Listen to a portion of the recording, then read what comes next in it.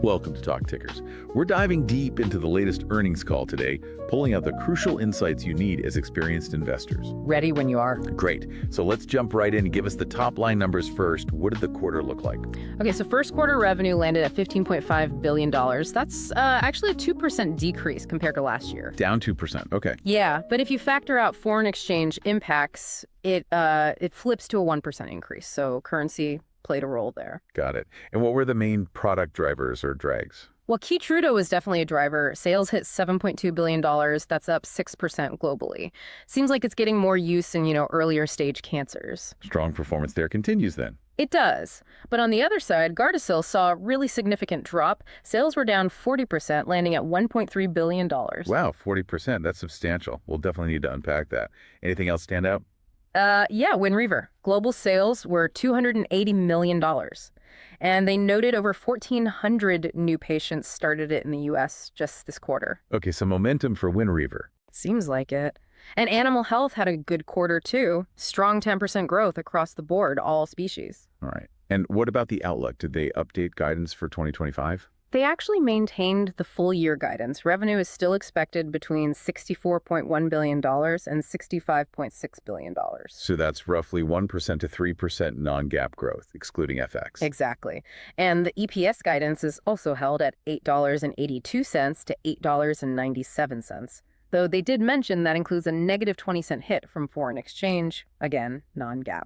Okay, so guidance steady despite some headwinds. Let's circle back to Gardasil. That 40% decrease. You mentioned China. Yeah, that's the core issue. It seems to be a combination of factors specifically in China. High levels of inventory already in the channels, plus softer demand.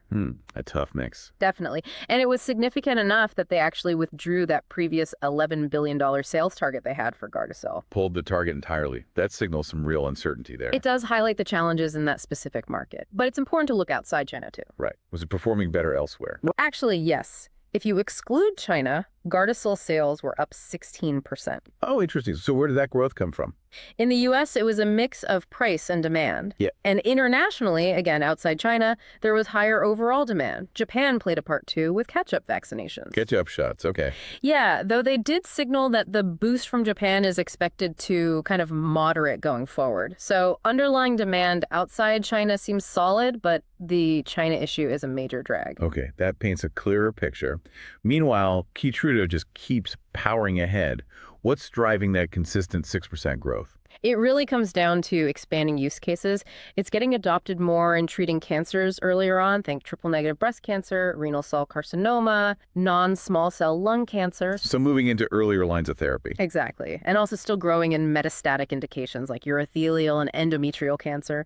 Basically, its clinical value keeps broadening. Makes sense. Any bumps in the road for Keytruda? There was a small temporary thing in the U.S. Wholesaler purchasing timing created about a $250 million negative impact in Q1. Yeah, just inventory timing. Yeah, and they expect that to fully reverse out in the third quarter. So nothing fundamental, just quarter-to-quarter noise. The overall trend is still very strong. Good to know. Let's switch to Winrever. You said $280 million in sales and good new patients starts. How's that launch progressing overall?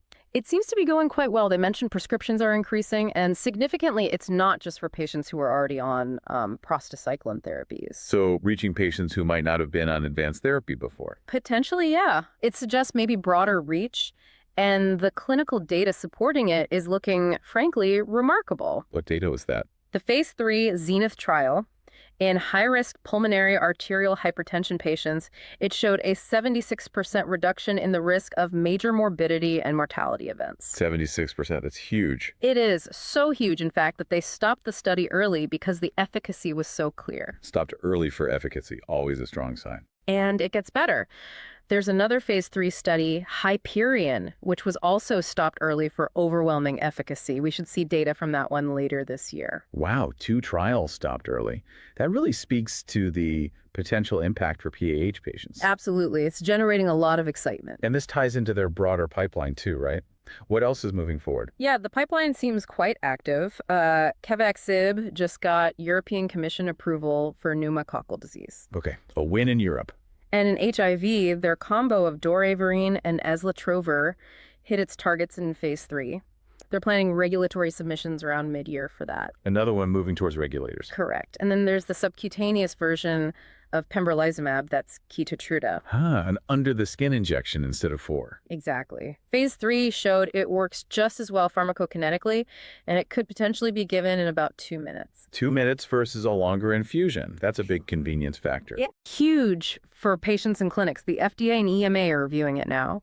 So yeah, lots going on. They're talking about over 20 potential new products in the coming years. 20 plus. Yeah. What kind of opportunity do they see there? They put a number on it, potentially a $50 billion opportunity by the mid-2030s. So a big focus on innovation for future growth. Okay, ambitious targets. Shifting topics slightly, tariffs, always a background concern.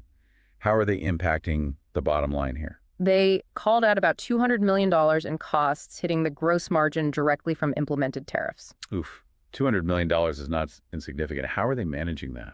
Well, part of it is a longer-term strategy. They've been investing heavily in building up their U.S. manufacturing footprint, something like $12 billion since 2018. $12 billion. Yeah, and they've committed another $9 billion plus through 2028. The idea is to make more domestically to, mitigate potential future tariff impact. Long-term hedge against trade issues. Seems to be the plan. They did say current inventory levels give them some near-term protection, and importantly, they aren't looking at just raising prices to cover these costs. Okay, relying more on supply chain adjustments than price hikes. What about other strategic moves like business development or capital return? Business development is still a top priority. They're actively looking for science-driven deals. You saw that recently with the licensing deal they just announced. The one with Hungary Pharma. That's the one. For an LPA inhibitor, LPA is linked to cardiovascular risk. So that shows continued interest in expanding through partnerships. And capital back to shareholders. They ramped up share repurchases in Q1 of about $1.2 billion and expect to keep that pace.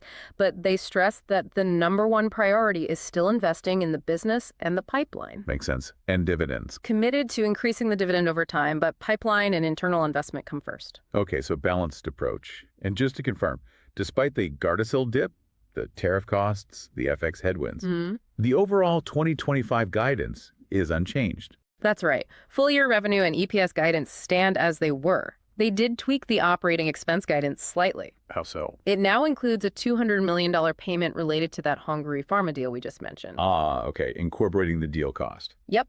And the gross margin assumption for the year is now around 82%, and that figure includes the impact of those tariff costs. So they seem confident they can manage these pressures within the existing forecast. It suggests a degree of confidence, yes. Balancing the strong performers like Keytruda and animal health, the potential of Winrever against the Gardasil challenge and cost pressures. Okay. So before we wrap up, let's step into the speculative zone for a moment. And again, everyone, this is absolutely not financial advice, just kicking around ideas based on the call. The what-if department. Exactly. Given that really impressive Winrever data, the 76% risk reduction, the trials stopped early for efficacy. What's a potential knock-on effect we could brainstorm? Well, if Winrever really does shift the treatment paradigm for PAH, maybe allows patients to live significantly longer, more active lives with the condition.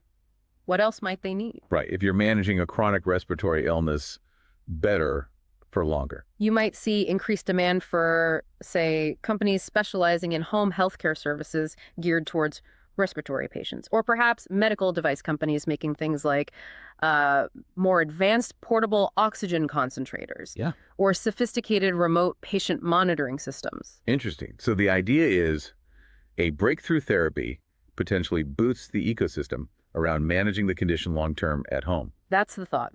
More patients managing PAH effectively for longer periods could drive demand for those supporting technologies and services. It's definitely speculative, hinges entirely on Winrever's success and how it changes patient management, but it's an angle. A thought-provoking one, betting on the enabling tech that follows a therapeutic leap. Okay, that brings our deep dive to a close. We covered a lot of ground there. We certainly did. From the headline results to the nuances of Gardasil in China, the strength of Keytruda, the promise of Winrever, pipeline progress, and those strategic manufacturing shifts. Hopefully it gives you some valuable context. Absolutely. And just one last reminder, this analysis is purely for informational purposes. It is not financial advice. Please always do your own thorough research. Couldn't agree more. So what are your key takeaways? Do you see the same opportunities or risks We'd love for you to join the conversation. Until next time on Talk Tickers.